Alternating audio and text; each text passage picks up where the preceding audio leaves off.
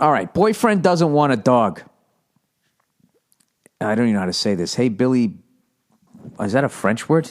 B-E-T-E with the little hat on the first E? Now I got to look it up. You know what happens when I do this shit. All right. French to English translation. There we go. Oh, that means stupid. You fucking asshole.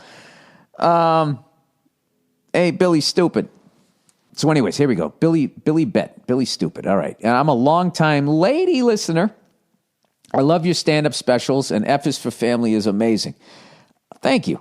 Nice work. Thank you. Thanks again. I'm 29, and I just moved away from Seattle to San Antonio with my Air Force pilot boyfriend. Oh, all right. How does that one go? Off we go into the wild blue yonder. This is my first time living away from home, and he's gone a lot for work. I thought it would be a good idea for us to get a dog to keep me sane. I love animals and was a part-time dog walker in Seattle.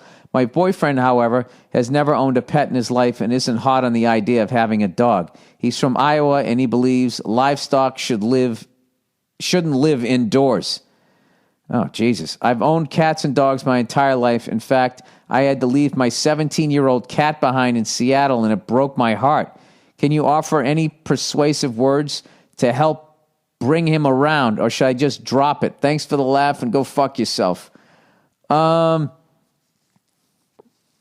do you bring him around? Well, you can do what my wife did, and you foster, air quote, a rescue dog.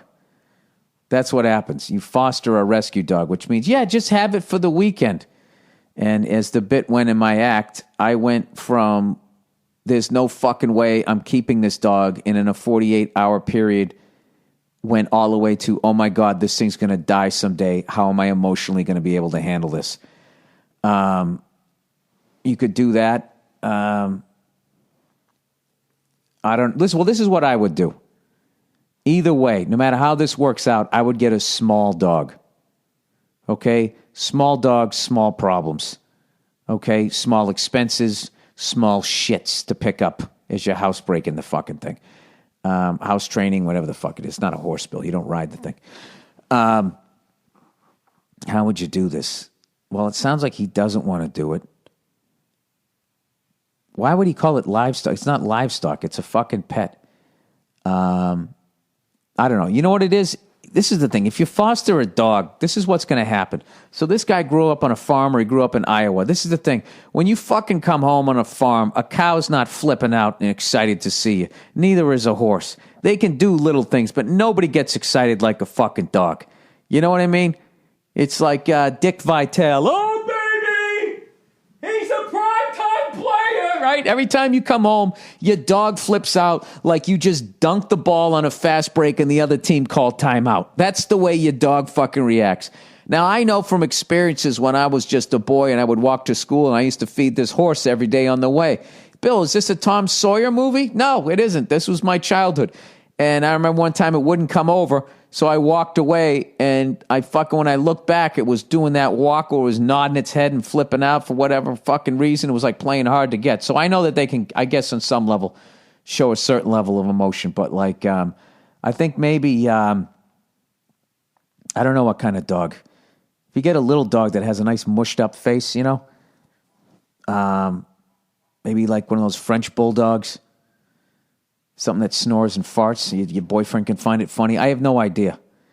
Maybe a dog like that. But I find it hard to fucking believe. Unless he grew up on a farm. And anybody who grew up on a fucking farm on a certain level, like they got this cold-bloodedness to them. You know what I mean? They've just seen too much. They've seen fucking animals slaughtered.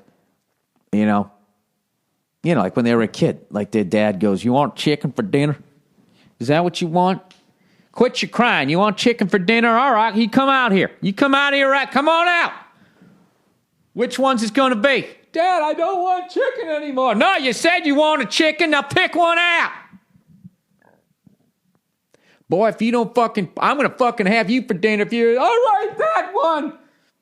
Then he fucking just grabs it, puts it on the chopping block, and then hands that kid the fucking cleaver. Go on, do it.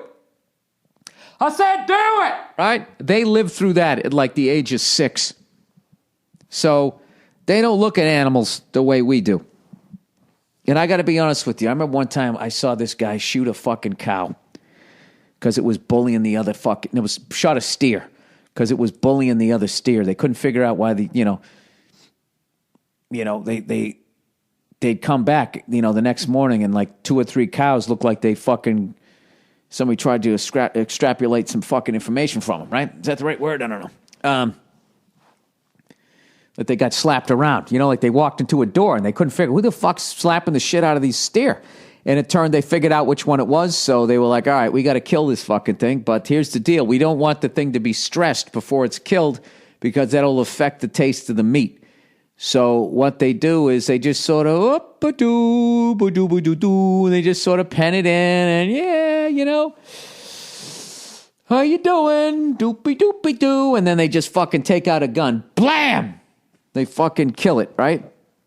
And I was like, oh my God. So then the guy had like this tractor, and they tied up the back of its legs. They tied up its back legs, and then they just lifted it up off the ground. Then they gutted the fucking thing. All the blood's pouring out, all the fucking entrails, and I'm just sitting there going, oh my God, I'm never eating meat again. This is fucking horrific, right? And then once they fucking chop the head and the legs off, and they get the fur, the hide off, and they started chopping it up, I went from like, oh my God, I'm never eating meat again, to my mouth watering, going, holy fuck, look at all those steaks. And this guy was cutting them in like 4-inch fucking slabs, like Fred Flintstone fucking steaks. And it's just like, dude, you could literally eat yourself to death and not get a third of the way through that fucking cattle, or what, a steer, whatever the fuck it is. So I think the thing about it is if he grew up in Iowa anywhere near a farm, that's how they look at animals. They look at it like, this is a food source. And don't get too emotionally attached to it. Keep it outside. Do not give it a fucking name. And when it can't make you any more money, you give it the old fucking right there, Fred. So he might be a lost cause. You know what I mean? And as bad as that might be for you, I got to tell you, like, the fact that he can wall off those feelings like that is great if you ever have an intruder. Because God help him when the intruder gets those farm hands around him. Fucking throwing bales of hay since he was 4 years. Like a farm boy strength. Jesus Christ. Every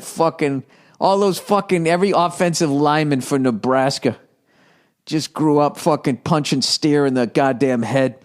The fucking maniacs. So the fact that he grew up in Iowa, it might be a lost cause. So I would just say try fostering a dog and try to just get one that is cool and chills. But if your boyfriend's active, maybe you want something that's a little more athletic. But if you can have a dog that just wants to chill while you watch the fucking game, I mean, that's the best. That's why I love my dog. My dog is fucking shredded. It makes me want to work out. But then also, it is down to take a nap any fucking time you want. It's not like those sheep herding fucking lunatic dogs that have like ADD, and if you don't give it a project, it starts fucking eating the door, But anyways, good luck with that shit.